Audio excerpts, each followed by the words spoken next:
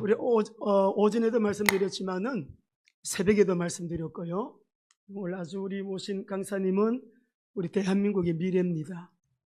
저도 좀 기도하고 있는 목사님이고, 또 중요한 것은 우리가 지난 언젠가 우리 한국의 선교 단체장들이 우리 교회에서 모였습니다. 모여가지고 우리가 포럼을 하는 시간을 가졌었는데, 그때 우리 김은약 선교사님을 만났어요.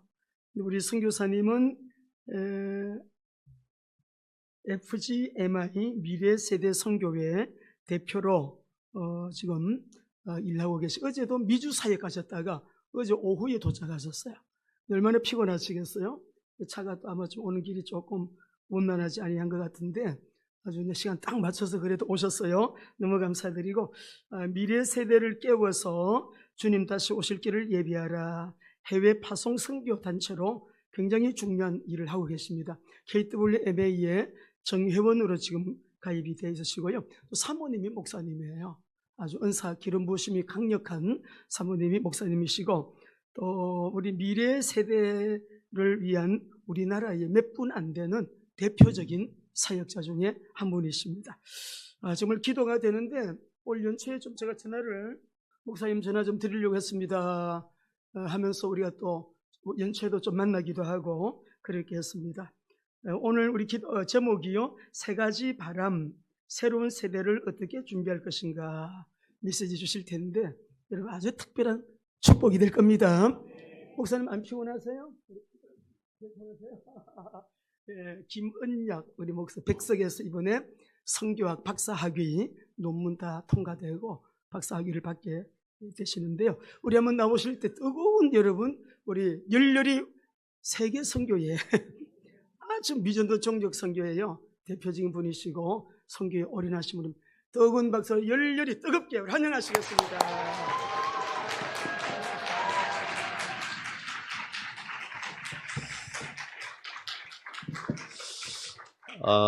이렇게 목사님 너무 이렇게 소개를 잘 해주셔가지고 제가 너무 좀 부끄럽기도 하고, 사실 이렇게 목사님 연말에 제가 마음의 기도 중에 새벽 예배 때 목사님 꼭 인사 드려야지라고 했는데 마침 또 목사님도 그런 마음이 있으셔가지고 연말에 한번 뵀어요. 뵙고 인사 드리고, 근데 또 목사님이 이제 오후 예배에 초대해 주셨는데 두렵고 떨림으로 왔습니다. 우리 목사님 같은 큰 이 거목이신데 제가 무슨 말을 하리요. 그래서 기도 중에 그냥 하나님께서 주신 마음이 그냥 저에게 하나님 주셨던 것들 좀 나눠야 되겠다. 네, 좀 그래서 겸손하게 나눠야 되겠다 마음으로 이렇게 왔습니다. 저는 금요일 저녁에 왔고요. 근데 오자마자 또 저랑 이제 형제처럼 지내는 목사님이 계신데 참 좋은 분이에요.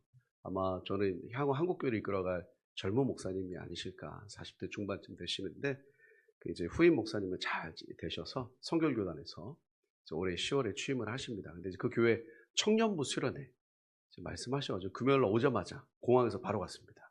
네, 감사하게도 교회 바로 옆에 목욕탕이 있어가지고 목사님한테 씻고 갈게요. 그리고 금토 이렇게 섬기고, 또 제가 섬긴 또 교회가 있거든요. 저희 그 담임 목사님이 아직 안 오셨어요. 내일 오시거든요. 저희 아내입니다. 네, 저희 아내가 내일 오셔가지고 교회를 지켜라 그래가지고 오늘 또 너무 오랜만에 저도 교회를 가서 끝나고 이제 성도님들 좀 챙기다가 조금 늦었지만 간신히 시간이 맞춰서 왔습니다. 목사님 소개해 주신 대로 저는 이제 김언약 선교사라고 하고요. 저희 아내는 이제 장세대라고 해서 저희가 언약의 세대라는 이름으로 20여 년 전에 파송을 받았습니다. 원래 저는 다윗을 하고 싶었어요. 제가 첫 때입니다. 첫 때. 저희 아내도 첫 때.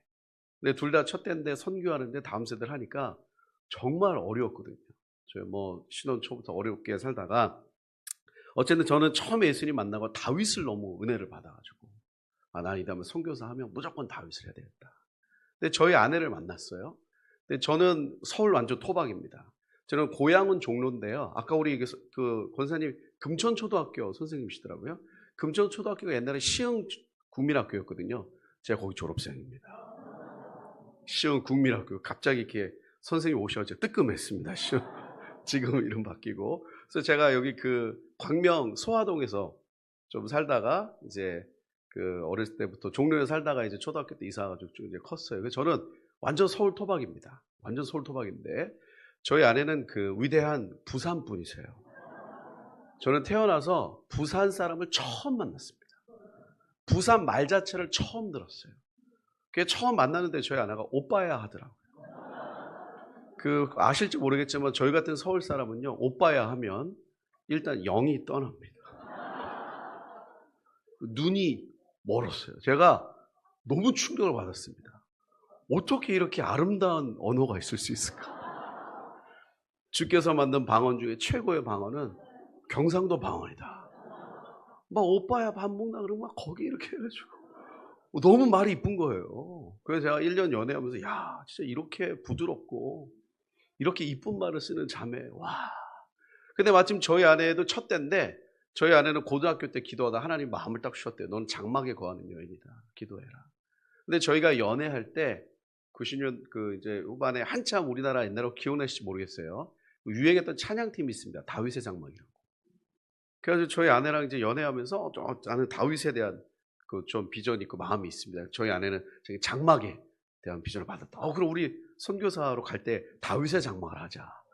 그래서 이제 합의가 끝났습니다. 합의 다 끝났고 결혼을 딱 했고 그 한 3주 지나니까 영안이 열렸어요.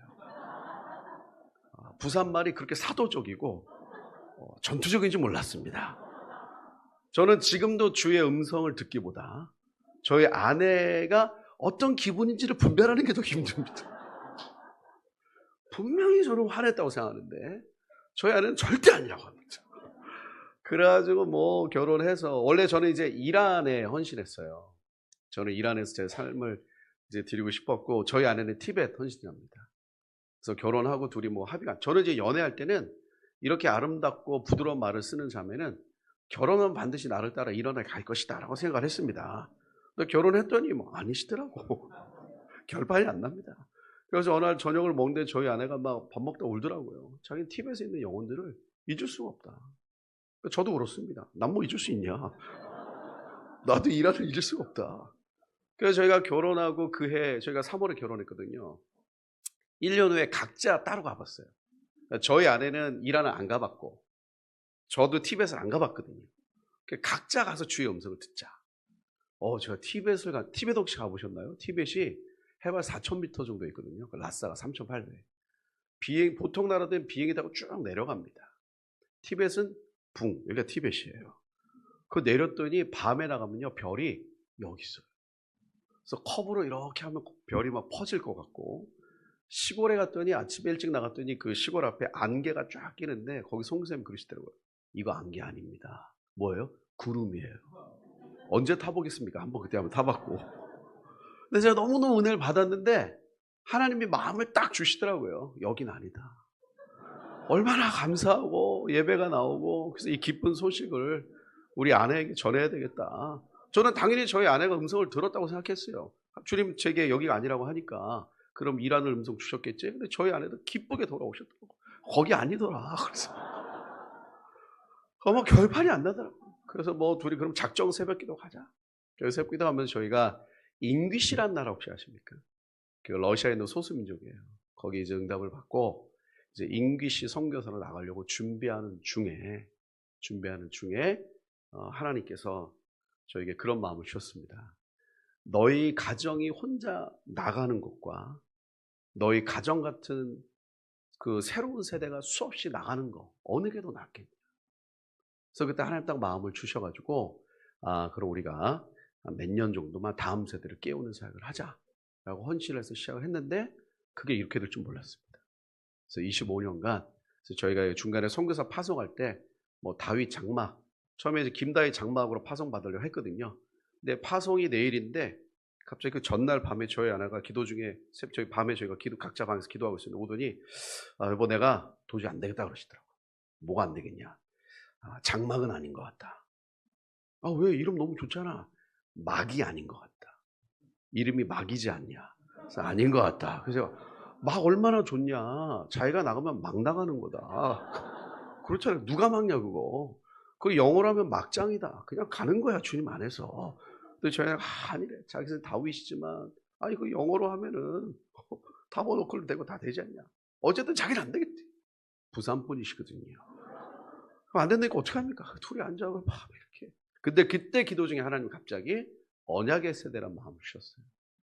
그때는 몰랐습니다. 그 새벽에 우리 파송 관리하는 분한테 연락을 드렸어요. 저 이름 바꿔도 될까요? 그분 너무 당황하시고 파송장님이 나왔는데 어떡해요? 아, 따붙이게 해주세요. 그래, 따붙이게 해가지고 뭐 새로 뽑아서 주시긴 하셨지만, 근데 파송 받고 보니까 언약의 세대가 있더라고요. 그러니까 하나님은 항상 역사를 이렇게 주관하시더라고요. 먼저 말씀하십니다. 그러니까 하나님은 숨기실 필요가 없어요. 제가 우리 그저께 청년들하고 수련할 때 물어봤어요. 청년한테. 청년 형제 자매 여러분, 이 성경책 하나님을 입증하는 책입니까? 맞습니까? 틀립니까? 근데 청년들이 맞습니다 하는 친구도 있고, 뭔가 질문 자체가 함정이 있을 것 같다고 생각하는 애들은 잘 대답 안 하고. 여러분, 성경은 하나님이 계신 것을 증명하는 책이다. 맞습니까? 틀립니까? 틀렸어요. 왜 틀렸느냐? 성경은 하나님이 계신 것을 증명할 필요가 없습니다. 계신 것부터 시작하는 거예요. 태초에 하나님이 천지를 창조하셨느라지 태초에 하나님의 천지를 창조하셨던 것 같아요. 그러지 않으셨을까요? 그러면서 변증을 통해 쭉 논증하는 게 아니라 그냥 성경은 하나님은 계신 거예요. 이건 설명할 필요도 없고 변증할 필요도 없고 이건 그냥 거기서부터 출발하는 겁니다. 그러니까 하나님은 하나님의 뜻을 숨기실 필요가 없으세요. 내가 이렇게 하겠다 라고 딱 선포하시는데, 근데 하나님께서 그 말씀을 어떻게 성취하시냐? 사람을 통해서 하십니다. 저는 이제 첫 때고 제가 예수님 정말 뜨겁게 만났거든요. 제가 2월 달에 교회 처음 나갔고 그 4월 달에 예수님 만났습니다. 저기 신림동에 가면 보람의 도서관이라고 혹시 아시는 분 있어요? 제가 그때 보람의 도서관 성경책 읽다가 그 4월 달이었거든요. 점심 먹고 오후 1시쯤. 그 4월 달 월요일 날 화창한 봄날에 점심 먹고 오후 1시는 성령께서 임하시기 되게 애매한 분위기 있어요. 아시죠?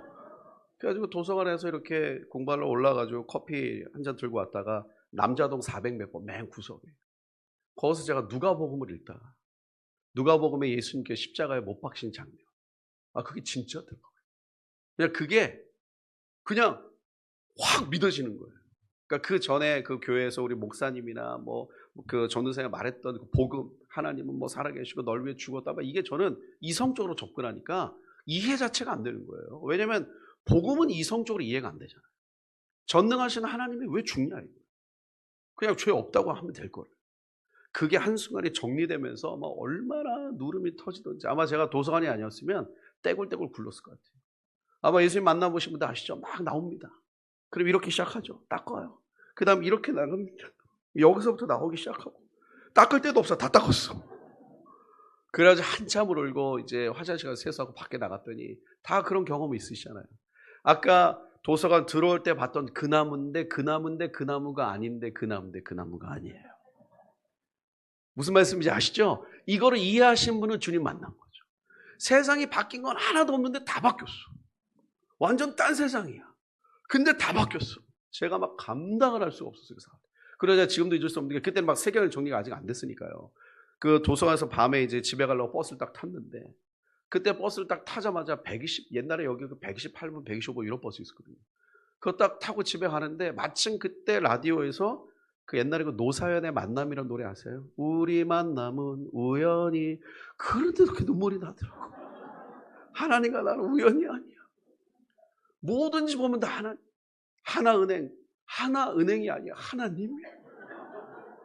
그때부터는 어떻게 되죠? 너무 꿀이에요. 뗄 수가 없어요. 뗄 수가. 지금이야 이런 좋은 성경책 많이 있죠. 그때는 아시죠? 커가지고 막 빨간색 벽돌 같은 거. 근데 제가 이제 첫 때니까 집에 성경책이 없었어요. 그래서 사찬 집사님께서 아시고 하나 이렇게 주셨어. 교회 거. 목사님께 말씀드리고, 담임 목사 말씀드리고. 근데 제가 이거를 들고 다니면서 읽었더니 너무 힘든 거예요. 그 90년대는 진짜 버스에서 성경책 읽는 사람 되게 많았습니다. 한국에 한참 부흥. 그리고 걸어가면서 읽는 사람도 있었어요. 저도 가끔 청년회 때 진짜 놀 수가 없었어요. 이걸 뗄 수가 없더라고, 눈. 그러니까 그 버스 타러 가는데도 계속 있는 거예요, 계속. 근데 가끔, 아주 가끔 비슷한 종족을 만납니다. 그때는 정말 부흥의 때였던 것 같아요. 이거 읽으면서 가는 분이 있어요. 그럼 서로 알잖아요, 같은 종족인 거를. 그 이제 멀리서 그냥 민망하니까 눈인사만 하는 거예요. 할렐루야 이렇게 인사합니다. 그럼 저쪽에서도 아멘 그래요. 그럼 정류장에서 또 만나요. 그럼, 할렐루야 그랬죠. 거기서 막 그렇게 놀 수가 없었어요. 근데 좋긴 좋지만 너무 힘들더라고 커가지고. 그래서 제가 집에서 칼로 그 66권을 다 잘랐습니다. 그 스카치 테이프로 다 붙였어요. 그때 깨달았어요. 성경은 되게 질기구나. 그래서 제가 매일매일 아침에 나갈 때 성경을 이렇게 받아서 하고, 그래서 제가 2월에 교회 나갈 때 4월에 예수님 만나고 8월에 청년부 회장이 됐습니다. 정말 투표를 6번 했어요. 설마 내가 될까 했는데 마지막에 5번까지 동표나고 나서 제가 전율이 좀 있어서 하나님, 저 예수님 만난 지 얼마 안 됐는데 그래도 회장 하라고 하시면 하겠다. 그리고 마지막에 제가 투표할 때 제 이름을 썼거든요. 그 전까지는 뭐 저는 절대 제 이름 안 썼고, 저는 제가 회장할 거라 생각도 못했고, 근데 정말 몰표로 제가 회장이 됐고, 그게 아마 제 인생의 급변하는 시간이 되지 않았을까. 그때부터 지금까지 하나님께서 쭉 저를 인도하셨는데, 제가 그때 예수님 뜨겁게 만났지만 그거 아시죠? 예수님을 만나면 인생에 질문이 생기더라고요. 어떻게 살아야 할까? 저는 그 예수님 만나기 전에는 그 CEO가 되는 게 꿈이었습니다. 제가 고등학교 때 앤드류 카네기의 자서전을 읽고 뭐 너무 도전을 받고, 지금 사람 굉장히 인본주의자인데 되게 멋있었어요. 그런 삶이. 돈 벌어서 남을 돕는다. 그래서 나는 앤드류 카네기처럼 돈을 벌어서 사업가가 되어지라 했다가 중간에 가면서 꿈이 좀 바뀌었어요. 교수가 되고 싶다. 그래서 제가 예수님 뜨겁게 만나고 선교 훈련을 받았는데, 그때 제 친구가 저를 얼마나 핍박했는지 모릅니다. 노성환이라고. 정신 차리라고. 너 이 시대가 그때도 마지막 시대였거든요. 90년대. 이때가 어느 시대인데 교수냐고. 자기 나와 같이 선교사 하자고. 왜냐하면 제가 그때 선교 훈련 받을 때 엄청 고민이었어요. 교수가 된 다음에 선교사로 갈까? 아니면 그냥 선교사 간 다음에 거기서 교수가 될까? 아니면 그냥 생으로 선교사 할까? 근데 제 친구가 막 매주 저를 막 깨면서 정신 똑바로 차리라고. 지금이 어느 때인데 교수냐, 선교사 하라고. 그래서 제가 또 하나의 마음 쉬어가지고 저 포기하고 저 선교사 했죠. 그 친구 지금 미국에서 교수합니다. 제가 마지막 선교제 그 이스라엘에 있었거든요. 코로나 전에 놀러 왔었어요. 야, 너는 왜 교수해? 나보고 선교하라며. 자기도 걔는 이제 선교하려고 했는데 몸이 너무 아파가지고 요양차 미국 갔다가 그분을 만났어요. 그녀를 만났습니다. 그래서 결혼해서 뭐 어찌됐든 부르신 대로 사는 거니까. 그때부터 제가 하나님께 질문했던 거. 하나님은 도대체 세상을 어떻게 움직이실까? 제가 쭉 시간을 보니까 하나님은 딱 정말 그렇게 하시더라고요. 여러분, 하나님은 하나님의 일을 하십니다. 근데 하나님께서, 제가 그때 딱 그 선교사가 되기로 결정한 게 뭐냐면요, 저희 또래는 딱 예수님을 딱 만나면 선교에 대해서 말씀하시는 분 아무도 없었어요. 저는 예수님 너무 뜨겁게 만나고 내가 인생을 뭐 하면서 살아야 될까 하다가 어느 날 수요예배 때 저희 교회에 그 필리핀 선교사님이 오셨어요. 지금 이제 돌아가셨지만 그때 전설적인 분이셨어요. 그 필리핀의 산지 부족에 80 몇 개 교회를 세우신. 근데 그분이 간증을 하는데 뭔지 모르겠지만 제가 너무 뜨겁더라고요. 그래서 예배 끝나고 내가 선교사가 돼야 되겠다 이 생각 너무 많이 했어요. 근데 그 당시는 뭐 아무 정보도 없었고, 그래서 교회 형한테 이제 초신자니까 물어봐서 형 제가 선교사 하고 싶어요. 그랬더니 형이 야 그거 아무나 하는 거 아니야 그러더라고. 그런 거 같더라고요. 아무나 하면 안 되겠더라고요. 그럼 어떻게 해야 돼? 지금 생각해보면 그 형도 되게 웃긴 형이에요. 저한테 야 선교사 하려면 불 받아야 되거든. 저는 초신자니까 어떻게 받아요? 기도원을 가래. 그래서 기도원을 가면 뒷산에 소나무가 있는데 그 소나무 뿌리를 딱 붙들고 아랫배 힘을 주고 조용 하면서 뿌리를 뽑으래. 그럼 불이 떨어진다는 거예요. 제가 초신자니까 뭐 이해가 안 되잖아요. 그래서 제가 이거 안양에 갈멜산 기도원이라고 있습니다. 나로 혼자 다녔어요. 근데 뭔 소리인지 모르겠더라고 이게. 그러고 나서 제가 이제 군대를 갔고 군대에서 군목 목사님하고 면담하다가 군목 목사님께서 형제님 비전이 뭐예요? 저 선교사가 되고 싶은데 포기했습니다. 그랬더니 그 좋은 걸 왜 포기하니? 제가 나무 뿌리도 뽑아야 되고 막 그런 게 잘 모르겠다. 목사님이 누가 어디서 그런 사이비 같은 얘기냐고 막 그러면서 그럼 어떻게 하면 될까요? 훈련을 받으면 됩니다. 그래서 제가 제대하고 목사님께서 소개시켜준 소개대에서 훈련을 받고, 그때 제가 딱 깨달은 게 뭐냐, 저희 때는 그런 설명을 해주신 분이 없었거든요. 저는 하나님의 천지를 창조하셨다만 알았어요. 근데 그 하나님이 만드신 세상을 이끄신다는 건 몰랐습니다. 너무 먼 하나님이었어요. 근데 그 하나님이 적극적으로 세상에 개입하셔서 하나님의 뜻을 이루시더라. 근데 그때 반드시 필요한 게 뭐냐? 사람이더라. 하나님은 사람이 필요하시더라고요. 그래서 제가 그때 깔끔하게 다 포기하고 선교사가 됐죠. 그러고 나서 나중에 언약의 세대를 이런 막 보니까 하나님은 사람과 함께 세대가 필요하시더라고요. 내가 70년 만에 돌아오게 하리라. 그러면 그 말씀을 성취할 세대가 일어나더라고요. 저는 25년간 다음 세대와 다음 세대를 깨워서 선교하는 사역을 했습니다. 이 팬데믹을 지나가면서 전선이 많이 바뀌었어요. 그래서 오늘 제가 3가지 정도 나누고 싶습니다. 도대체 우리가 어떻게 하면 준비할 수 있을까? 사실 제가 한국 교회뿐만이 아니고 유럽 또 서구권 교회들이 다 숙제가 다음 세대입니다. 우리 팬데믹을 지나면서 청년들은 교회를 떠났고 또 이 주일학교 아이들은 많이 붕괴됐고 요즘 쉽지 않습니다. 요즘 MZ 세대라고 하죠. 20대, 30대 중에서 전도사님들도 쉽지 않아요. 세대가 달랐어요. 목사님들 제가 만나면 요즘 전도사는 젊은 전도사님 다 그러냐? 쉽지 않습니다, 목사님. 어떤 목사님 자괴감 들었대. 내가 너무 못해서 그런 것 같다고. 아니에요, 목사님. 저도 저희 팀들이 다 20대 스태프들인데 걔들하고 사역하면 제가 너무너무 건강해져요. 왜 건강해져요? 늘 고구마를 먹거든요. 늘 걔네들하고 있으면 고구마 먹고 기도실 가서 은혜의 사이다 한 잔 들이키고 다시 고구마 먹고 정말 컨셉이 달라요. 어제 어떤 목사님이 그러시더라고요. MZ가 자기도 너무너무 고민했는데 기도 중에 하나님 마음을 주셨대. MZ는 마지막 세대라고 그러셨대. 그래서 MZ구나. 쉽지 않죠. 여러분 우리가 어떻게 하면 새로운 세대를 일으킬 수 있을까요? 저는 25년 딱 사역을 하면서 결론을 내렸어요. 너무 당연한 것 같은데 이거 외에는 방법이 없더라고요. 하나님이 하시면 되더라고요. 그럼 하나님이 하시면 어떻게 되느냐? 새 부대가 되면 돼요.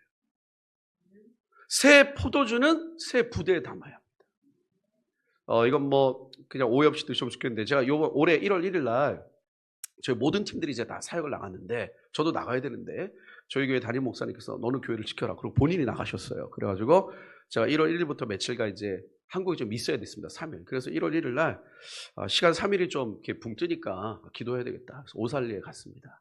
그래서 지금 3일 금식 기도를 하러 들어갔어요. 저도 오살리 오랜만에 갔거든요. 오살 기도원 가면 옆에 무덤 아시죠? 저도 나름 무덤에서 좀 뒹굴었었는데 옛날에 산기도한다고. 너무 오랜만에 갔어요. 근데 3일 동안 금식 기도를 하면서 이제 쭉 집회가 있는데 제가 좀 느낀 게 있습니다. 정말 오랜만에 갔거든요. 그 집회를, 오살 집회를. 3일 동안 매 시간마다 나오는 찬양이 실로암이었어요. 은혜는 되더라고요. 어두운 가더라고요. 근데 사실 그 틀에 20, 30대 오기 쉽지 않습니다. 젊은 세대가 오기 쉽지 않아요. 그리고 뭐 꼭 그런 어떤 뭐 스타일이 중요한 건 아니지만 무슨 말씀인지 아시겠죠? 뭔가 새로운 세대를 담아낼 새 부대는 필요한 거예요. 그러니까 이전의 것을 다 틀렸다고 말하면 안 됩니다. 그것도 잘못된 거예요. 저희들도 우리 청년들한테 늘 얘기하는 게 유업을 이어가야 된다. 새로운 패러다임과 전략이 필요한 거지. 앞선 세대가 쌓아놓은 토양 자체를 무시하면 절대 안 돼. 그건 바보나는 짓이에요. 어리석은 짓이죠. 그러면 새 부대는 어떻게 하느냐? 저는 사역을 하면서 배운 게요. 바람을 타야 되겠더라고요. 그러니까 지금 하나님께서 무엇을 하시는지 거기다가 딱 깃대를 올리면 하나님이 하시더라고요. 그래서 지금 이 시대 2026년 여러분 사실 우리가 2026년 들어오면서 지금 심각하잖아요.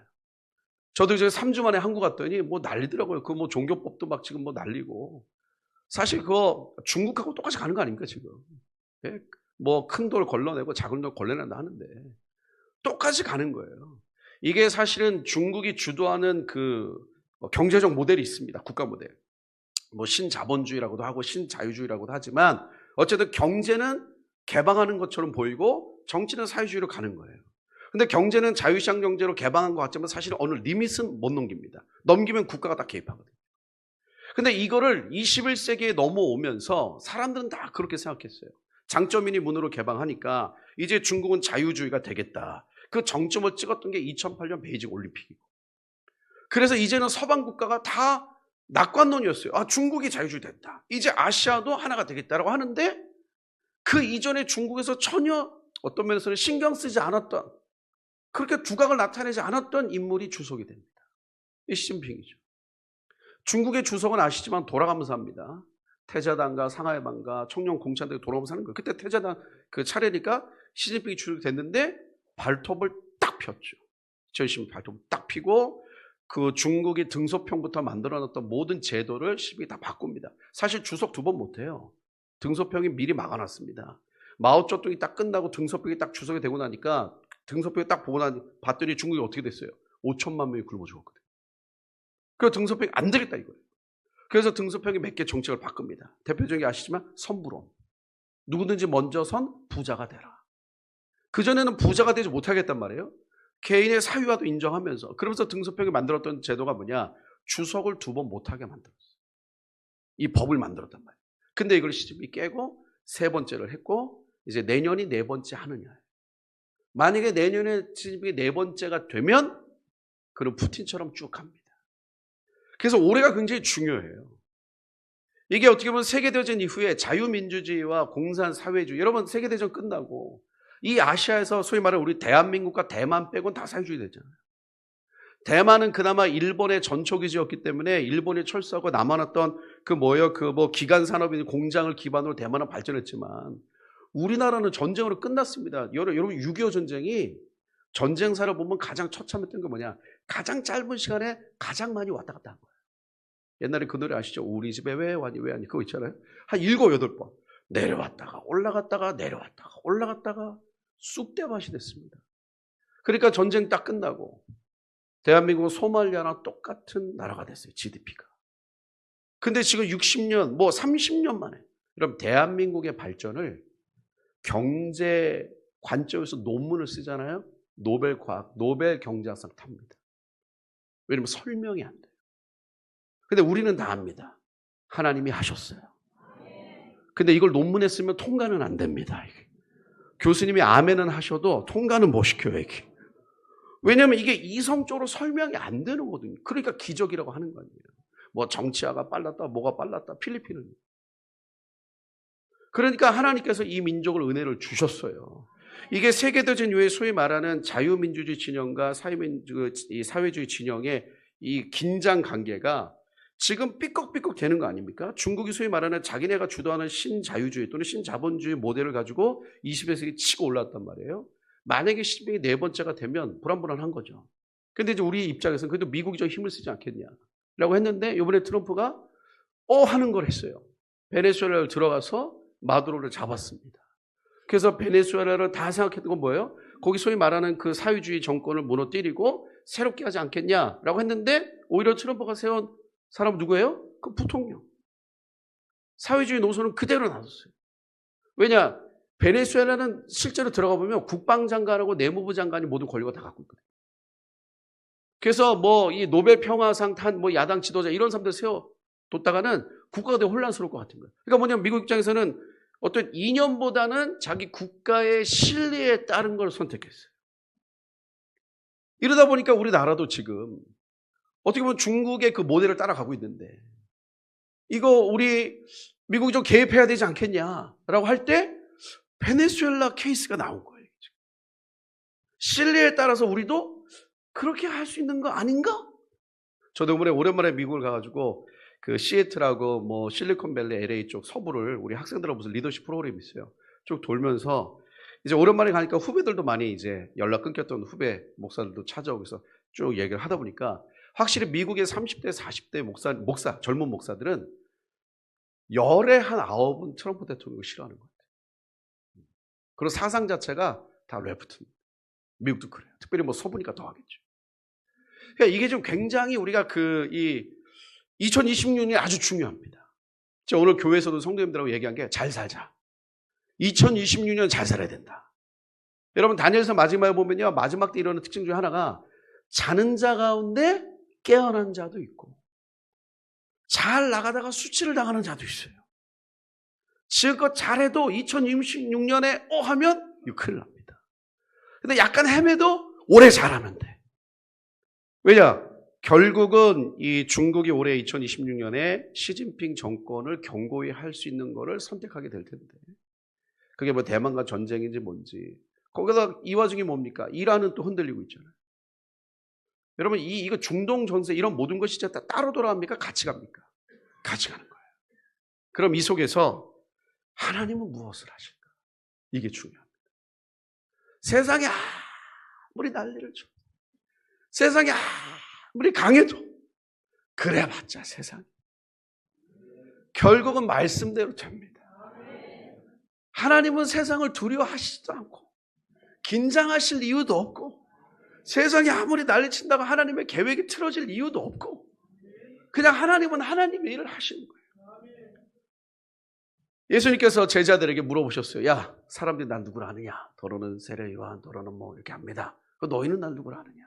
그때 베드로가 수제자답게 주는 그리스도요, 살아계신 하나님 아들이십니다. 예수님께서 바요나시마 내가 옳도다. 내가 이 반석에 교회를 세우리니. 음부의 권세가 이 헬라 원어 자체는 뭐죠? 부순다 이거예요. 하데스. 지옥의 문을 부순다. 교회는 방어하는 것이 아닙니다. 우리는 세상을 주도하는 것이에요. 그러니까 세상의 여러 법과 또 여러 문화 이런 여러 도전들이 우리에게 올 때에 우리가 그것을 깨어서 막고 또 저항하는 것도 필요하지만 거기서 한 발 더 나가야 됩니다. 하나님은 지금 이 시대에 무엇을 하시는가? 그걸 가르쳐야 돼요. 저희가 하고 있는 리더십 프로그램이 좀 있습니다. 저희가 몇 가지가 있는데 그중에 좀 앞으로 다가올 시대를 준비할 리더를 길러내자 하는 프로그램이 좀 있어요. 여러 가지 저희가 좀 정리된 프로그램이 있는데 그중에 이 프로그램에 저희가 세 가지 질문이 있거든요. 이 세 가지 질문을 중학생 때부터 답을 찾아가는 교육을 해요. 세 가지 질문. 첫 번째 질문이 뭐냐면은 세계 교회는 어디로 가는가? 이런 질문하면 대부분 표정이 다 좀 나도 모르겠다. 좀 나도 내가 어디로 가는지 모르는데 여러분 요즘 우리 한국교회 중학생들 중에서 진지하게 기도실에 무릎 꿇고 주야 세계 교회는 어디로 갑니까? 이런 애 있겠어요? 엄마 왜? 세계 교회는 어디로 가? 숙제나 해. 숙제나 해 너는. 아니 자기 인생도 지금 몰라 죽겠는데. 여러분 하나님 나라에서 리더는요, 저 그런 마음이 있어요. 똑똑한 사람, 잘난 사람, 뭐 능력 있는 사람, 하나님은 그런 사람을 리더로 세우지 않습니다. 질문하는 사람이에요. 하나님 왜 이렇게 됐죠? 하나님 이게 뭐가 문제예요? 하나님 이거 어떻게 해야 됩니까? 여러분 생각해 보세요. 중학생이 기도실 나와가지고 세계 교회는 어디로 갑니까? 애통해하는 거예요. 그럼 주께서 가만히 계시겠어요? 천사들 불러다 쟤 누구냐? 우리 비전교회 누구누구입니다. 이름 적어라. 오늘부터 리더십 훈련 들어간다. 키우시겠죠. 그러니까 저희가 하는 역할은 하나님의 아이들을 키우시도록 드리는 거예요. 저희는 못합니다. 저는 누가 저에게 물어보면 송교사님 왜 그러고 사세요? 물어보면 저는 제 인생의 비전이 있어요. 제 비전 스테이트먼트. 저는 하루에도 몇 번 힘들 때마다 그냥 되새깁니다. 제 비전 스테이트먼트 딱 이거예요. 선교의 대를 이어 훗날을 도모한다. 저는 이것 때문에 여기 있습니다. 선교의 대를 이어 훗날을 도모한다. 왜냐하면 저희가 이번에도 저희가 아이들이 그 학기의 주제를 가지고 공부하는 프로그램이 있거든요. 근데 이번 학기 주제가 AI의 미래예요. 그래서 아이들이 단기 선교 끝나고 이제 미국으로 넘어가서 이제 서부, 이제 실리콘밸리까지 쭉 AI가 어떻게 돌아가는지 교수님들 강의도 듣고 리서치도 하고 연구도 하고 쭉 저희가 하는 워크숍 같은 게 있거든요. 근데 저희 이번에 쭉 보니까 AI가 앞으로 어떻게 될까요? 저희는 모릅니다. 제가 요번에도 깨달았어요. 이건 난 모르겠다. 저희가 애플 본사를 갔거든요. 애플 본사를 가서 이제 탐방하는 프로그램이 있어가지고 거기 나오는 사람이 이제 이 아이폰 뭐 이런 걸 쭉 나눠줘요, 아이들한테. 그래서 이걸로 할 수 있는 뭐 작업들, AI로 할 수 있는 걸 쭉 가르칩니다. 애들이 그걸 딱 받자마자 제가 옆에서 봤거든요. 눈빛이 팍 살아나면서 눈에 써 있더라고. 사고 싶다. 갖고 싶다, 아이패드. 너무 빨라요, 이게. 제가 옆에서 쫙 듣는데 저는 솔직히 제가 공학 석사고 저도 나름 뭐 좀 빠르다고 생각했는데 솔직히 뭔 소리인지 모르겠더라고.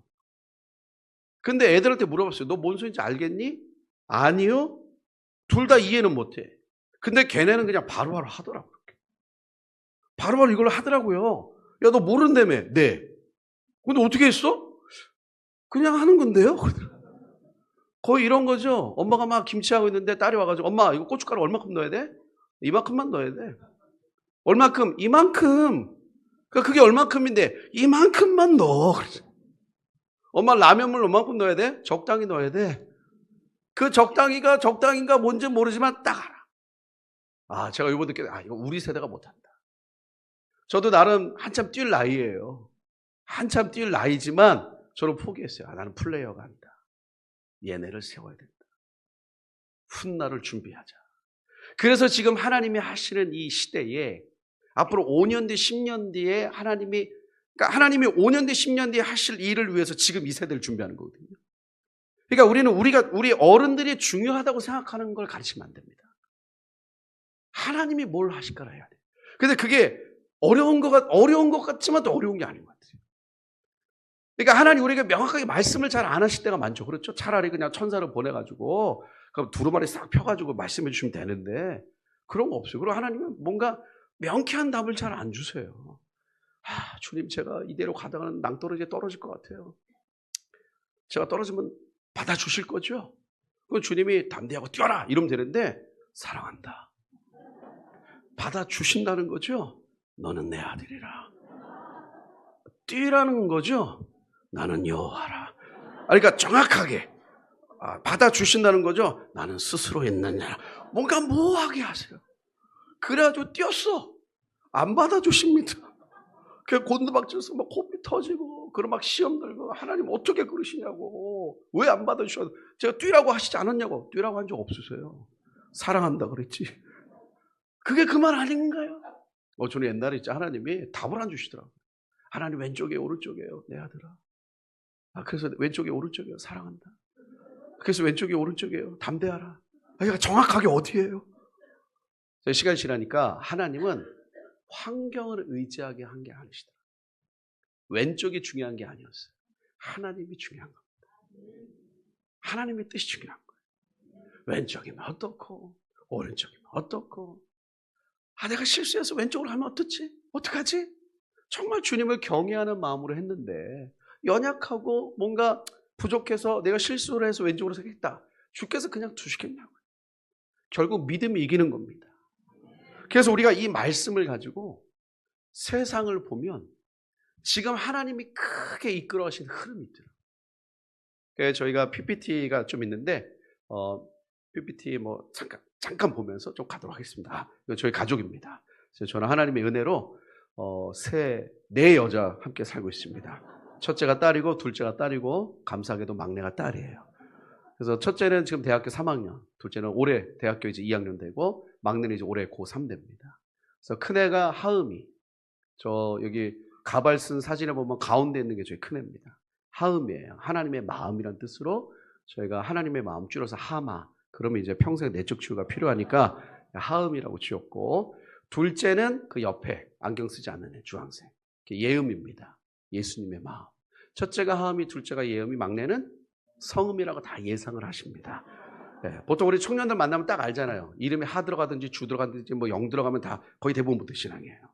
그래서 제가 기도하다가 하나님 성음이 말고 딴 거 없을까요? 하나님 마음을 주셔서 나음이라고 지었어요. 나팔소리란 뜻입니다.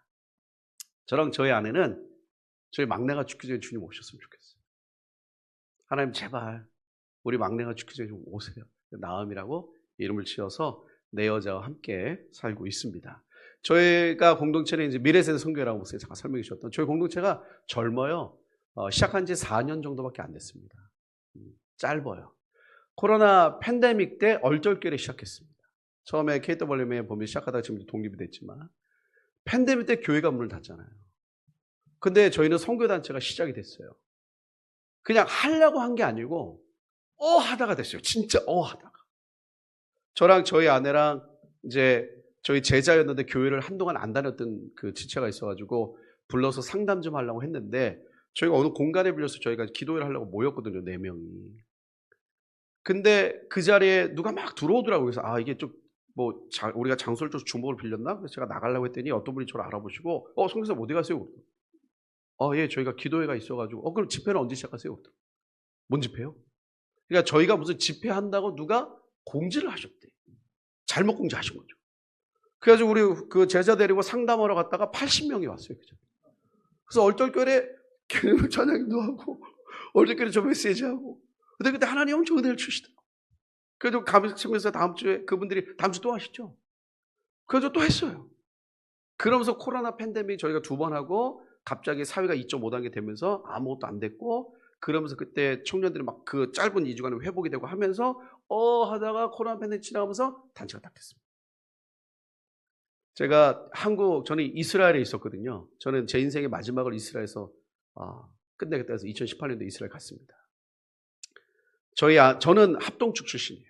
서평양 노예 제 뿌리입니다.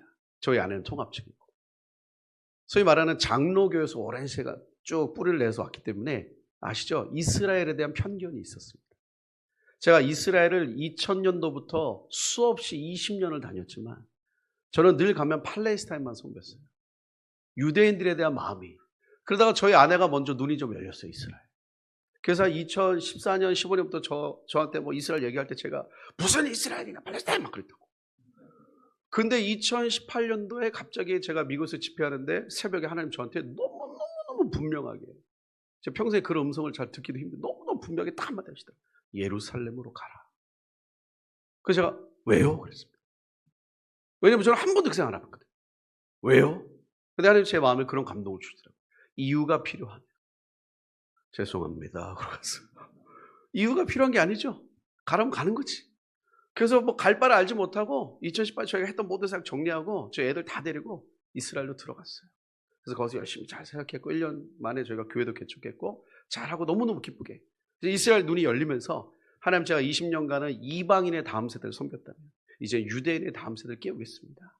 그리고 들어갔는데 2019년 5월에 새벽 예배 끝나고 저희가 이제 그 교회가 예루살렘에 이제 새벽만 같이 기도하는 팀들이 있었어요. 그 끝나고 저희 아내가 갑자기 저한테 여보, 내가 오늘 새벽에 기도하는데 하나님 너무 긴박한 마음을 주신다.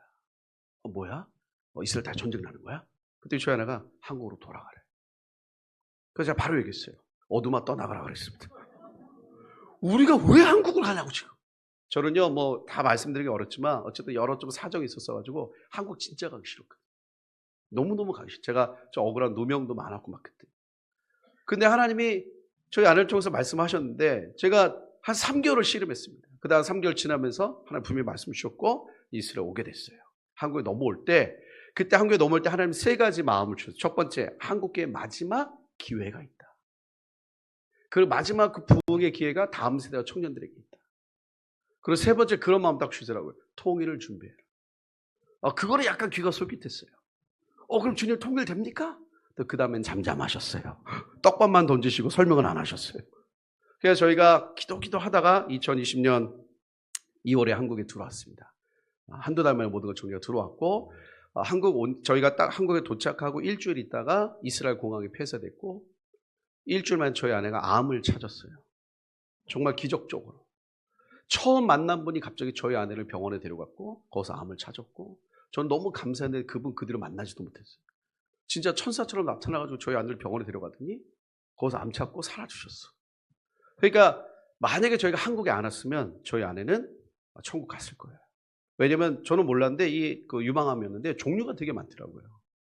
그래서 저희 아내가 걸렸던 그 암이 그러니까 여성 호르몬 수용성. 그러니까 암이 딱 생기자마자 호르몬과 결합해서 온몸에 순식간에 퍼지는 거거든요. 근데 저희가 암이란 걸 딱 듣고 주변에서 다 저희한테 세브란스나 큰 병원 가라. 근데 기도 중에 하나님이 큰 병원 가지 말라 그러시더라고요. 그래서 저희 아내가 고향이 부산이니까 부산에 고신대 병원 갔습니다. 고신대 병원 갔더니 가서 진찰 받고 일주일 만에 수술했어요. 그 와중에 이제 찾은 거예요. 이게 조금만 늦었어도 온몸에 다 퍼지는. 호르몬과 만나기 직전에 찾아서 뺀 거예요. 그 의사 선생님이 30년 가까이 하는데 이렇게 절묘한 타임에 어떻게 찾았냐? 아니 뭐 한 달에 한 번씩 하셨냐고 종합검사를. 아닌데요. 이거 어떻게 찾았냐고. 그냥 그렇게 됐습니다. 뭐 하시는 분들이요? 그러시더라고요. 맞아요. 선교사입니다. 고신대 병원이니까 믿음 있는 의사 많잖아요.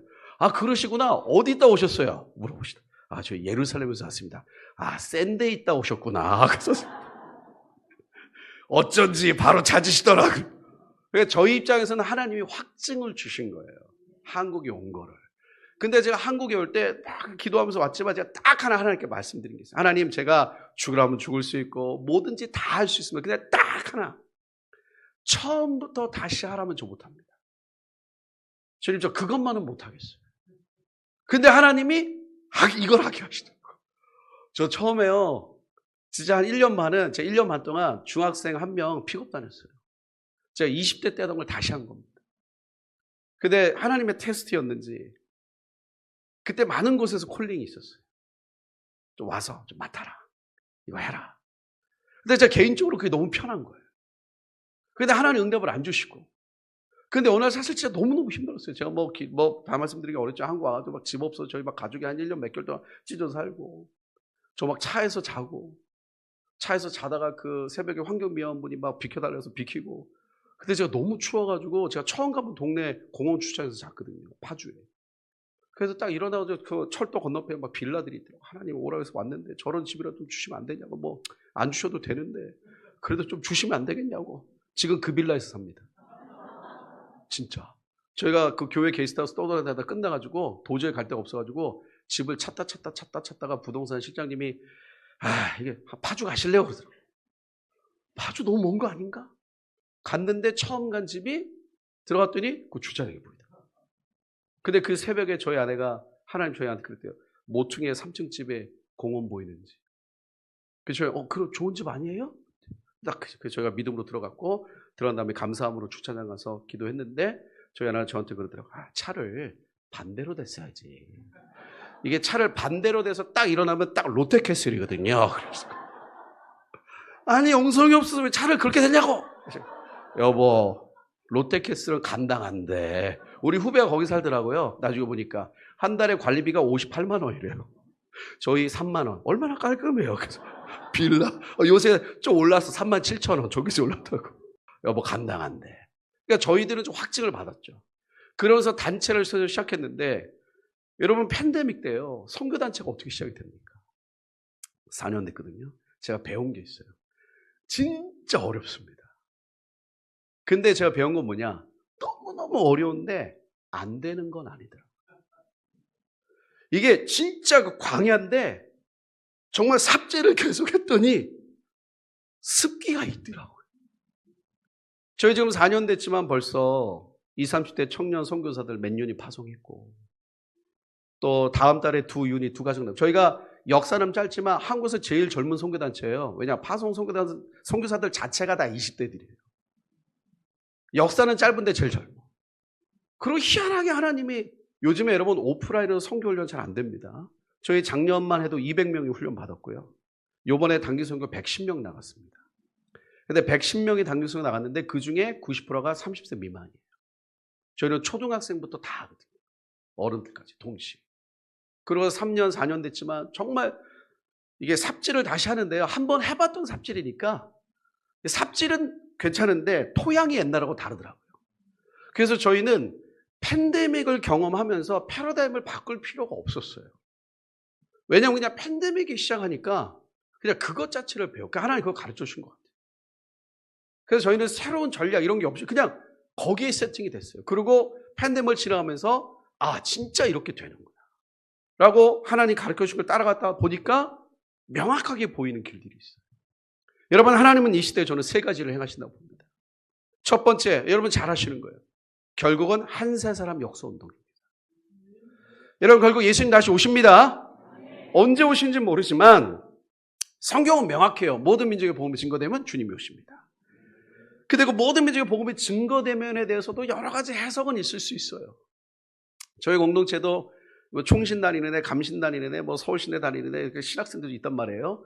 감신 애들하고 총신 애들은 가끔 얘기를 하면요. 거의 견우와 직녀예요. 못 만나. 이게 알미니안과 이 켈비니즘의 경계가 있어요. 신학이라는 것이 어떤 면에서 보면 해석하기거든요. 알미니안으로 해석한 거고 켈빈으로 해석한 거예요. 그러다 보니까 모든 민족의 복음이 증거되는 이 선교적 관점도 또 관점이 좀 다릅니다. 근데 어찌됐든 저는 그전에는 모든 민족을 했을 때 이스라엘은 없었단 말이에요. 그러니까 하나님이 저의 인생의 마지막을 좀 주신 것 같아요. 그래서 이스라엘 가서 열리고 정리되니까 한국에 다시 오게 하셔서 여기서 다시 이 예루살렘을 집중으로 하는 20대, 30대 선교사들을 보내는 일을 하게 하시더라고요. 이제는 제가 명확하고 저는 분명하거든요. 왜냐하면 저도 경험했고. 그럼 이 한 세 사람 역사운동 잘 아시죠? 결국은 이 이스라엘에서 이 마지막 때 유대인들이 돌아옵니다. 저희 1호 파송 선교사들이 20대인데 지금 예루살렘 가 있거든요. 이 친구들이 가서 1년 만에 교회를 개척했어요. 저희는 처음부터 타겟이 야 가면 유대인 교회 안 된다. 아랍인 교회 안 된다. 인터내셔널로 해라. 그러니까 오늘 저희가 뭐 시간이 없어서 제가 길게 설명 못하겠지만 저는 예루살렘 제가 정리된 거는 예루살렘은 이스라엘의 유업이 아니더라고요. 이스라엘이 부흥해야 예루살렘이 회복되는 게 아니더라고요. 이스라엘이 그러니까 유대인이 주님께 돌아올 때면 마지막이죠. 그때 하나님이 세계 교회를 다시 깨우십니다.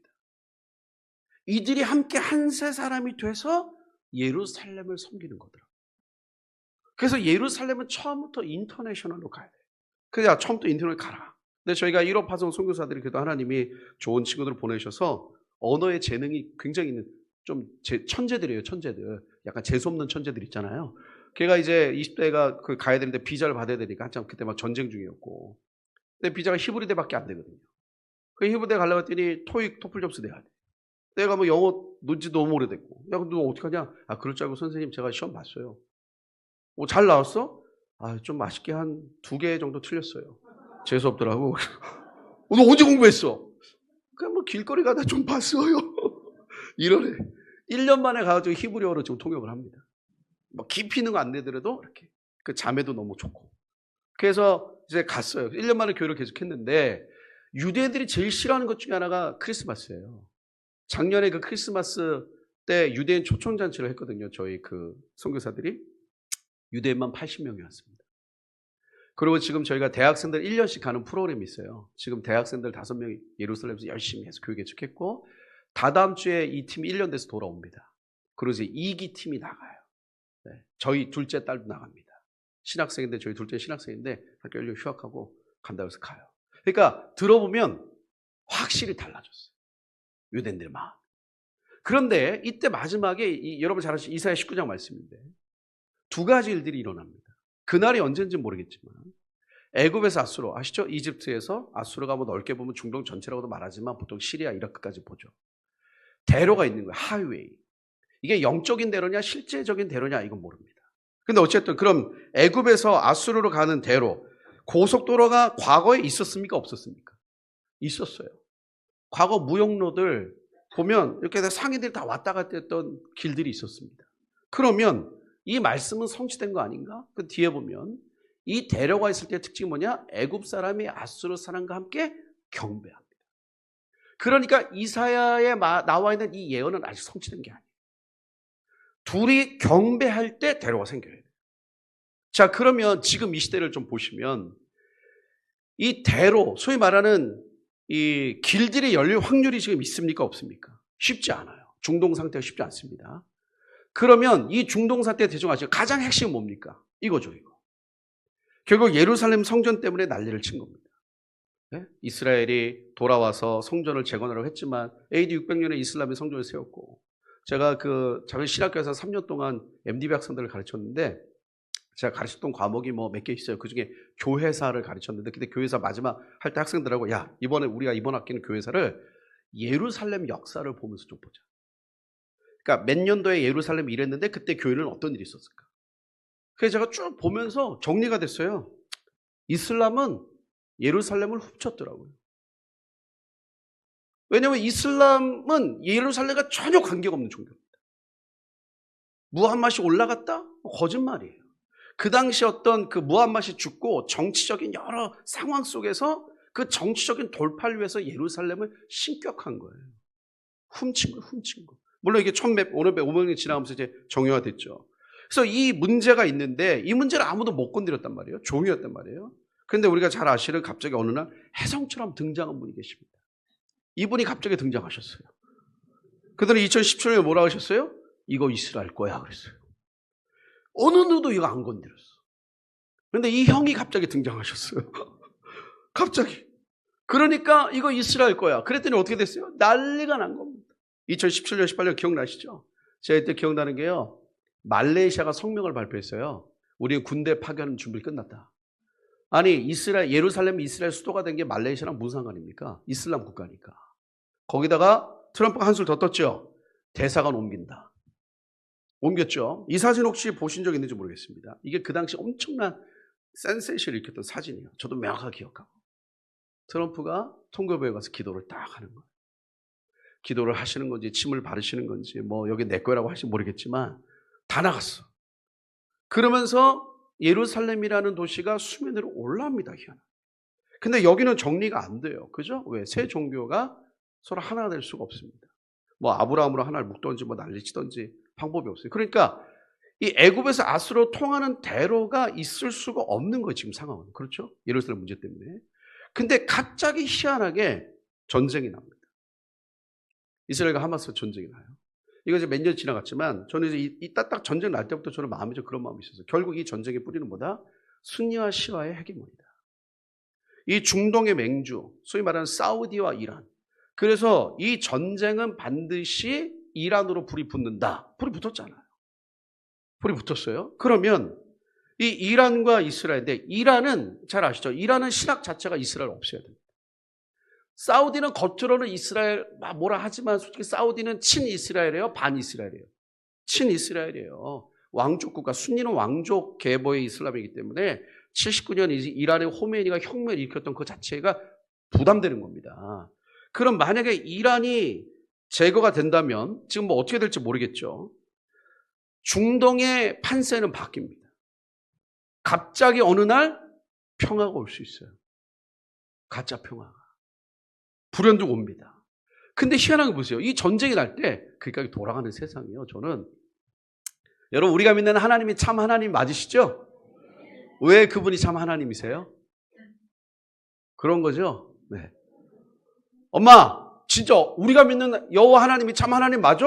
그럼 왜? 할렐루야! 이러면 아빠, 진짜 예수님의 메시아가 맞아? 당연하지. 왜? 어허! 여러분 왜 하나님이 참 하나님 맞으세요? 저는 말씀이 성취되는 거 볼 때마다 이분이 진짜 하나님 맞으시구나. 왜냐하면 3000년 전에 기록된 말씀이 막 이루어지는 거예요 지금. 막 전율이 돋지 않습니까? 저는 막 전율이 와 진짜 하나님 역사에 주는 거예요. 왜냐면 이슬람인이 뭐냐 다른 모든 신들은 막 자기네 교리 가지고 난리를 치지만 레퍼런스가 없잖아. 레퍼런스가. 증명해봐. 우리는 말씀을 가지고 증명도 돼요. 봐라 이렇게 이루어진다. 세상이 움직인다.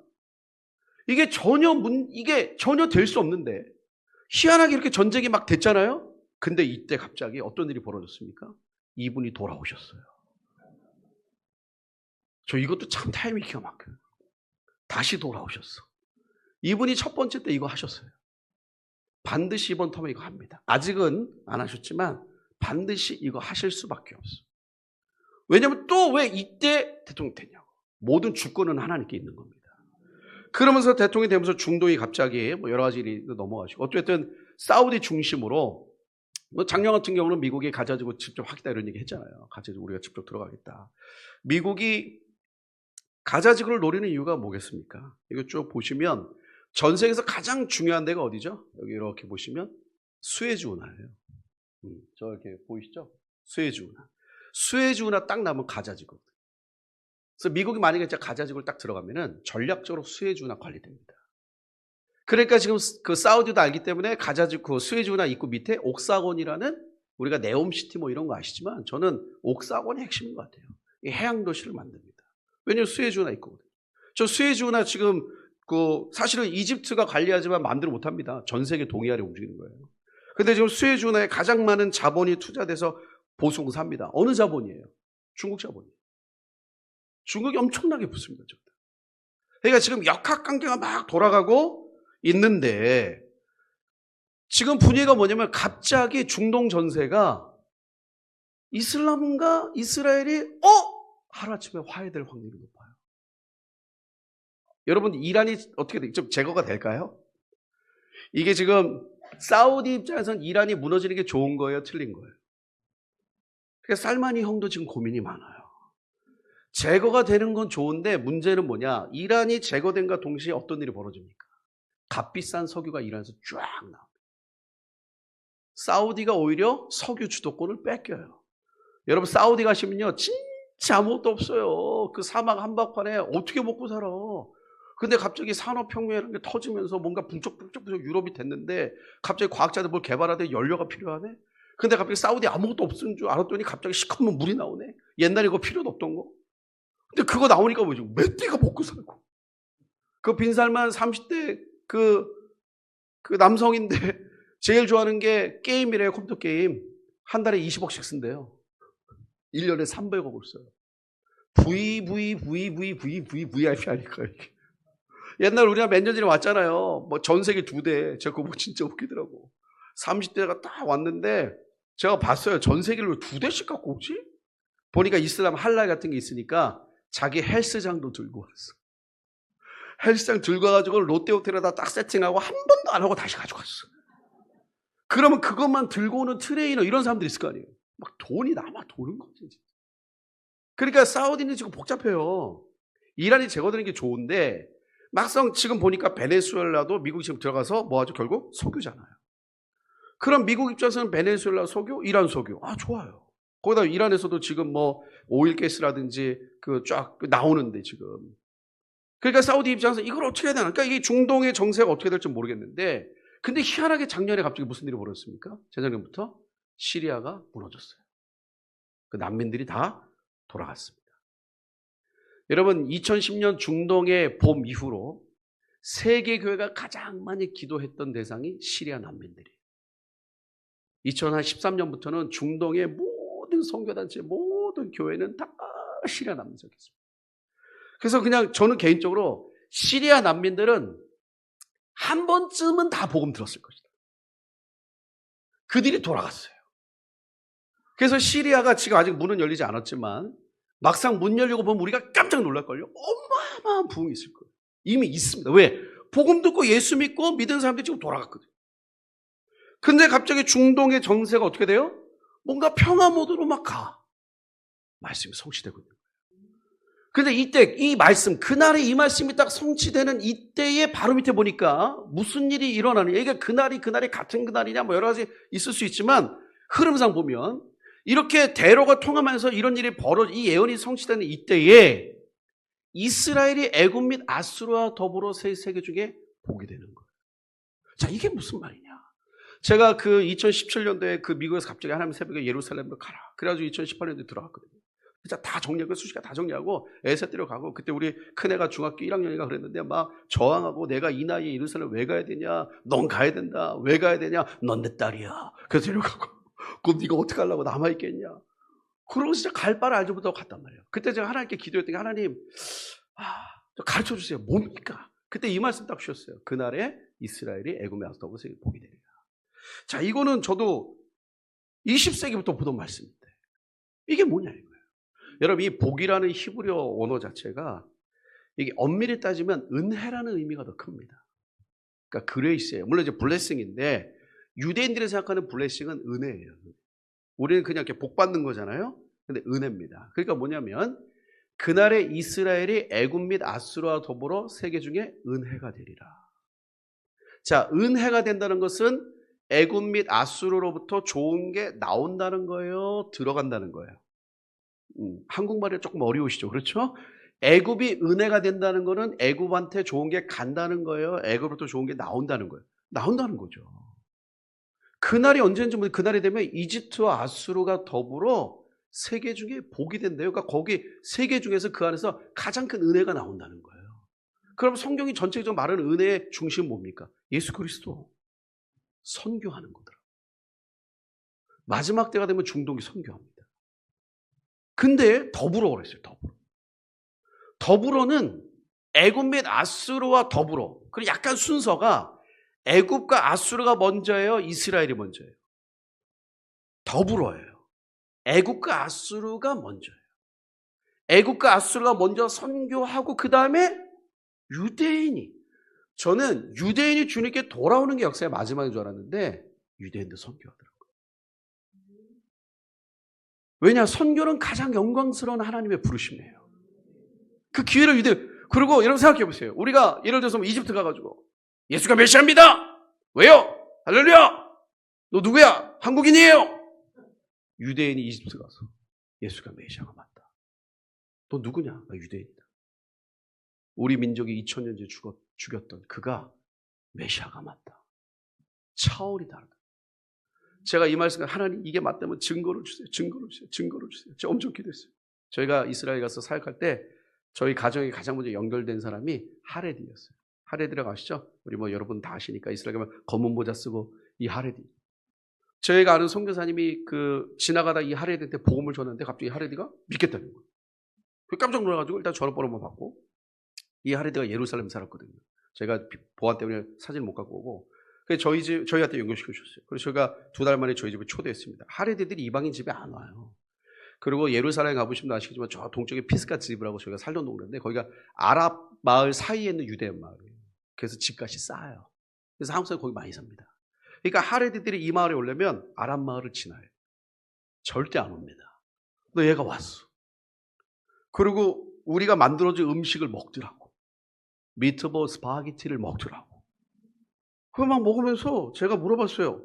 너는 진짜 예슈아가 메시아라고 믿냐? 자기 믿는데. 근데 받아들였냐? 자기 억셉대. 그래서 제가 확인 사살이 좀 필요합니다. 그럼 너 신약 읽어봤어? 유대인들 신약 안 읽잖아요. 특히 하레딘들은 이거 절대 안 읽습니다. 자기가 복음 듣고 신약 5번인 거예요. 그래도 난 잘 모르겠더라고. 그래서 제가 제일 기억나는 말씀 있어? 물어봤더니 주저없이 얘기하더라고요. 요한복음 3장 16절. 자, 그때 하나님이 세상을 이처럼 사랑하사 독생자를 주셨으니 이는 저를 믿는 자마다 멸망치 않고 영생을 얻게 하려 하심이라는 이게 유대인들이 받아들이는 거와 우리 이방이 너무 다르더라고요. 얘는 이 친구가 랍비, 그러니까 우리 식으로 말하면 랍비를 가르칠 랍비였어요. 그러니까 신학교 교수입니다. 그러니까 구약교 정통한 친구예요. 그리고 신약을 읽으니까 이게 하나로 농축돼가지고 3장 16절로 가더라. 그러니까 저희가 생각하는 임팩트랑 완전히 달라요. 우리도 만약에 이게 우리 배경으로 쓰였으면 느낌이 다르지 않을까요? 우리는 이게 뭔가 막 이렇게 이스라엘 갔다 와야 좀 이렇게 생기잖아. 여러분, 예슈아가 사실은 되게 흔한 이름이었던 거 아시죠? 그 시대? 뭐 철수 이런 거. 우리 시로 쓰였다면 철수가 한강을 지나가는데 만수가 그의 제자들에게 세례를 주더라. 철수가 사또에게 붙잡혀 옆에 이방이 이르되 네가 메시아냐? 뭐 느낌이 다르다고. 네? 영자어미가 남산에 올라가 슬피 울더니. 그러니까 유대인들은 그런 거예요. 3장 10절 저희 깜짝 놀랐어. 그래서 이 친구를 데리고 저희가 한 8주 정도로 선교 훈련을 했습니다. 유대인들 선교를. 그 마지막에 물어봤어. 자, 너도 열방을 위해서 기도할 거냐? 그러니까 여러분 유대인들 아시죠? 유대인들은 자기네 하나님이에요. 이방인의 하나님이 아닙니다. 저희가 예루살렘에 있을 때 막 노방 찬양할 때가 있었는데 막 찬양할 때 그거 기쁘잖아요. 유대인 청년이 지나가다 우리를 보더니 막 히브리어를 뭐라 하더라고. 그때 제가 잘 추창이라 몰라가지고 이게 무슨 말이야 선생님? 지옥에나 가라 이런 뜻이래요. 그래서 얘가 막 난리가 났어. 그들 우리한테 와가지고 니네 뭐하냐 막 그러는 거예요. 그래서 우리가 예배한다. 누구한테 예배하냐? 그래서 저희가 아도나. 얘 막 뒷목 잡는 거예요. 아니 너희 같은 이방인이 왜 아도나한테 예배하냐? 그래서 우리 어떤 분이 그는 우리의 아버지시다. 죽으라 그래. 그가 왜 니네 아버지냐? 그래서 저희가 우리 그의 아버지를 막 찬양했어. 그때 걔가 뭐랬는지 아세요? 갑자기 저한테 근데 왜 기뻐하냐? 그래. 너희 왜 기뻐하냐고. 우리는 아도나이 하나님을 찬양하기 기쁘다. 그때 걔가요 진짜 그 단어를 쓰더라고요. 저희 앞에서. 질투나니까 하지 마 그러더라고요. 로마서에 뭐라 그랬습니까? 시겨. 저희가 진짜 질투나니까 하지 마 딱 그러더라고요. 그래서 저희가 그 얘기를 듣고 로마서가 성취된다. 그거 더 좋아하잖아. 막 더 좋아. 얘를 막 더 뒷목 잡고. 유대인들 다 이거거든요. 근데 이 친구가 한 8주 지나니까 고백을 하더라고. 이스라엘, 그러니까 야훼. 얘네들 야훼란 말도 안 하잖아요. 아도나이, 제호바. 그분이 열방의 하나님인 걸 자기 잘 알았대. 그래서 자기는 다른 민족을 기도하겠다. 어느 민족을 기도할까 물어봤더니 예멘을 놓고 기도하겠다. 여러분 유대인들에게 예멘은요. 일제시대에 우리에게 일본과 같아요. 진짜 증오하는 민족입니다. 그들은 자기가 기도하겠대. 엄청 도전받았잖아요. 근데 얼마 있다가 자기 이번 여름에 터키에 복음 전하러 가겠다. 그래서 저희가 처음에 웃었어요. 아 그렇지 은혜 받으면 좀 그렇게 눈이 돌아갈 때가 있어. 그래서 진짜 가겠다는 거예요. 진심으로. 그래서 제가 만나가지고, 아, 그렇죠. 그러면 하레디 아시죠? 검은 옷 입고 다 하고. 그러면 너 그 모자 벗고 옷 벗고 가야 된다. 그 검은 옷 입고 얘가 이슬람 턱 해가지고 전도하면, 거기들 걔가, 아, 군인은 군복을 벗지 않는다 그러더라고요. 그래서 제가 그 예루살렘 가면 그 기독교 서점이 있어요. 그 안에서 만났을 때, 아, 군인은 군복을 벗지 않는다. 그래서 제가 군인도 휴가 나갈 땐 다 벗는다. 너 지금 휴가 나가는 거야. 그랬더니 그 친구가, 아, 자기는 죽음을 두려워하지 않는다. 너희는 두렵냐? 우리도 두려워하지는 않는데 네가 가서 복음 전다 죽으면 좀 복잡해져. 지금 아직 카이로스가 아닌 것 같아. 그래서 설득 해가지고 모자 벗기고 캡모자 쓰고 이것도 벗고 그리고 후드티 하나 입고 바지는 절대 안 된대. 회색 바지로 갈아입히고 흰 남방은 괜찮아. 흰 남방. 그 토끼 갔다 왔어요. 그래서 제가 깨달았어요. 아, 유대인이 선교할 때 돌아오는구나. 이게 유대인이 선교하는 게 돌아오는구나. 지금 여러분 이 말씀이 성취되어 갑니다. 근데 이때 그럼 어떤 일이 벌어지는 거예요? 단순히 유대인이 선교합니까? 이게 동시다발적인 것 같아요. 제가 그 예루살렘 가서 가장 도전받았던 게 이 8장 23절이에요. 스가랴가 예언을 합니다. 그날에 언젠지 몰라. 근데 이방 백성 10명이 유다 사람 하나 옷자락을 붙잡을 것이다. 이게 영어 성경은 all languages예요. 모든 언어권의 사람들이 유대인에게 몰려옵니다. 그러니까 뭐냐면 유대인이 돌아와서 선교하는 그때쯤 되면 이미 세계 교회는 복음화된 거죠. 근데 복음화됐는데 무너졌잖아요. 그때 하나의 마지막 시대 부흥을 한 번 더 주시는 거예요. 새로운 세대. 이들의 새로운 세대들이 일어나면서 유대인의 새로운 세대와 함께 한 세 사람이 되는데 all languages가 하나가 되면서 마지막 예루살렘을 섬기면서 역사가 끝나지 않을까. 어렴풋이 생각을 했어요. 제가 이스라엘 시대부터. 그런데 한국에 와서 봤더니 문제가 있는 게 뭐냐. 올 랭귀스가 되려면 파키스탄이 와야 돼. 그렇죠? 필리핀이 와야 돼. 인도가 와야 되는 거예요. 근데 말씀이 맞다면 반드시 그렇게 하는 거죠. 제가 예루살렘 갔다가 2달 만에 우즈베키스탄을 간 적이 있어요. 우즈벡 갔더니 우즈벡에서 제일 큰 교회라고 하더라고. 거기 갔더니 그 금요일날 금요 철야를 하시는데 금요 철야 현지들이 금요 철야 예배를 드리는데 그 밑에 조그만 기도 모임이 있더라고요. 무슨 일인지 물어봤더니 이스라엘을 위한 기도예요. 제가 깜짝 놀랐어요. 그래서 사람들 만나가지고 제가 제 소개했죠. 저는 예루살렘에서 왔습니다. 근데 사람들이 기립박수를 치는 거예요. 우즈벡 사람들이. 뭐 울어. 예루살렘에서 오셨냐고. 끝나고 뭐 오셔가지고 막 저한테 얼마나 계셨냐고. 2달 됐어요. 2달이나 있었냐고. 제가 깜짝 놀랐어요. 왜냐면 이게 진짜 움직이는구나. 이란 교회도 지금 엄청 기도하거든요. 그래서 저희가 3년부터 기도했던 게 뭐냐. 결국은 이 파루시아가 뭐냐면 재림의 완성이거든요. 이 재림의 완성을 감당할 세대가 전 세계에서 동시에 일어난다. 유대인과 함께. 이 바람이 있는 거예요. 그래서 이때 제가 딱 들었던 게 뭐냐. 그럼 아시아는 어떡할까? 아직 우리가 복음 전해야 될 필요가 있다고 하는 아시아들. 한 3년 팬데믹 지나가면서 지금 선교계의 가장 큰 이슈 중에 하나 뭐냐면 글로벌 사우스예요. 혹시 들어보시는지 모르겠지만 글로벌 사우스가 뭐냐면 적도를 중심으로 위쪽은 글로벌 널스, 밑에가 사우스인데 그동안의 선교는 글로벌 널스가 주도했습니다. 웨스턴들이.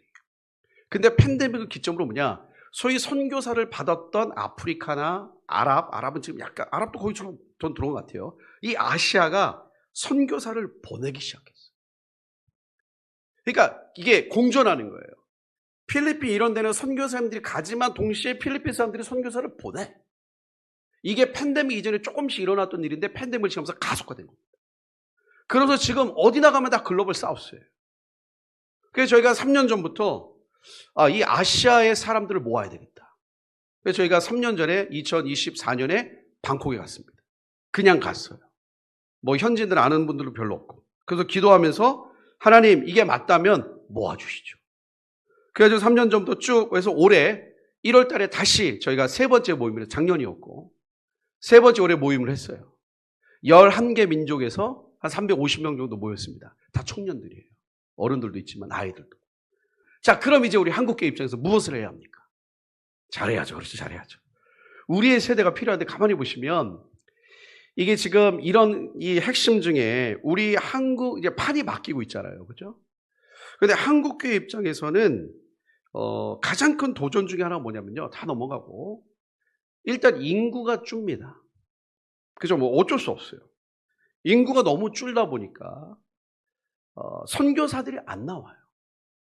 지금 20대 선교사가 0.4%인데 이 추이대로 가면 2030년 되면 0.07이 됩니다. 소멸이에요. 자, 그래서 뭘 의미하느냐? 이제는 양의 시대가 끝났습니다. 아주 질적인 청년 리더들이 나와야 돼요. 그러니까 단순한 리더가 아니라 이제 그 스가랴 8장 23절처럼 전 세계 교회가 하나로 연결된다고 저는 믿습니다. 지금 이 세대예요, 얘네들은. 단순히 한국교회 부흥을 위한 세대가 아닙니다. 그러니까 지금의 한국교회 청년들은 촛대는 아시아로 넘어갔지만 아직은 하나님 한국교회 기회를 주시는 거예요. 뭐냐면 한국교회가 모이자니까 모인 겁니다. 아직은 그 리더십이 있더라고요, 이게. 그럼 지금의 우리 이제 10대, 20대들 선교사 나올 때는 이제 얘네들의 역사의 무대로 등장할 이 글로벌 사우스들과 영적인 리더십, 어떤 영성도 동일하면서 함께 세계를 아우러갈 아주 이 질적인 리더가 나와요. 이건 뭐 영어를 잘해야 돼, 이런 차원이 아닙니다. 틀이 달라졌어요. 그래서 우리는 이제 그런 세대를 세워야 합니다. 그리고 하나님 그렇게 하실 거예요. 저희 공동체는 딱 여기에 집중하고 있습니다. 사우스와 함께 간다. 그리고 이건 저희만 하는 게 아니라 아예 KWMA나 여러 선교단체들이 지금 뉴타깃 2030 선교 트렌드가 딱 4개예요. 저희는 1번, 3번 같이 하는 건데 1번 글로벌 사우스 선교 통역. 이미 판은 넘어갔어요. 저기 보시면 글로벌 사우스 교회 청년 선교 지도자들과 교류. 저게 무슨 말씀인지 아십니까? 우리도 껴달라 얘기입니다. 걔네가 주도해요. 저희가 이번에 그 캠프 할 때는 다 필리핀 목사님들이 주도하고 뭐 제가 대표긴 하지만 저는 딱 한 번 올라갔어요. 딱 한 번. 딱 한 번 올라갔어요. 사람들이 내가 누구지도 몰라요. 다 그 현진 목사님들하고 우리 그 공동체 젊은 청년들이 다 주도했지. 판이 바뀌었어요. 그리고 그것을 준비할 미래 세대. 새로운 시대가 왔습니다. 새로운 세대가 왔어요. 그럼 구체적으로 어떻게 하면 질적인 리더를 기를 수 있는가? 그건 저희가 다음 기회 때 시간 되면 나오도록 하겠습니다. 그 중에 가장 중요한 거는 일단 현장에 보내야 됩니다. 이게 저는 가장 좋다고 봐요. 1년씩 보내야 돼요. 그래서 저희 이제 1년 갔다가 지금 오고 저희 딸도 이제 다다음 주에 갑니다. 가서 엄청 바뀌어요. 아이들 엄청 훈련이 됩니다. 그래서 시대가 어렵지만 하나님은 세일을 행하여 주십니다. 오늘 읽은 본문 제가 2026년을 맞이하면서 하나님께서 주신 본문 중에 하나인데 너는 부르짖으라. 내가 크고 비밀한 일을 보이리라. 근데 그 크고 비밀한 일이 뭡니까? 그 앞에 일을 성취하시는 여호와. 일을 행하시는 여호와. 딱 오늘 읽은 본문이 저희 한국교회 같지 않아요? 정말 망할 것 같고 사실 한국교회 죄악이 가득 찼죠. 여러분 금요일날 서울 홍대 가보세요. 그 청년들의 타락상을 보시면 야 이게 어떻게 할까? 근데 하나님 예레미야에게 약속하셨어요. 그래도 내가 긍휼을 베풀겠다. 하나님의 한국교회 한 번 더 기회를 주십니다. 이 세대가 일어나서 전 세계 새로운 세대와 함께 연동하여 스가랴 8장 23절을 이루는 실체, 그 실체가 눈에 보이는 시대로 우린 접어들었습니다. 사랑하는 여러분, 교회가 지금까지 깊게 내린 뿌리, 큰 거목, 풍성한 열매들이 이제는 다음 세대를 더 크게 세우는데 하나님께서 사용해 줄 줄 믿습니다. 시간 많이 지났지만 저희 같이 한 번만 기도하고 저희 마쳤으면 좋겠습니다. 저희 좀 통성으로 한 번만 기도했으면 좋겠습니다. 시대가 바뀌었습니다. 판이 바뀌고 있습니다. 그러나 아무리 어려운 시대가 와도 하나님은 일하십니다. 아무도 하나님을 막을 수가 없어요. 하나님의 계획은 분명하십니다. 이때에 하나님께서 스가랴 8장 23절 이제 모든 언어권의 새로운 세대가 함께 일어나 마지막 주의 오시기를 예비하는 이 한 세 사람이 되어 그 역사 운동을, 그리고 실제적으로 지금 그 아시아의 교회들이 일어나고 있어요. 하나님이 하시더라고요. 하나님, 이러한 시대에 우리 한국교회 다음 세대들을 기억하여 주옵소서. 하나님, 우리 아이들을 기억하여 주옵소서. 우리의 청년들을 기억하여 주옵소서. 어려운 시대지만 하나님, 한 번 더 이 세대를 깨워주셔서 이 마지막 주님 오시기를 예비할 세대들이 일어나게 하여 주옵소서. 이걸 막고 있는 모든 어둠들 떠나가게 하여 주옵소서. 우리 다 함께 주여 한번 외치고 한 번만 통성 기도하겠습니다. 주여!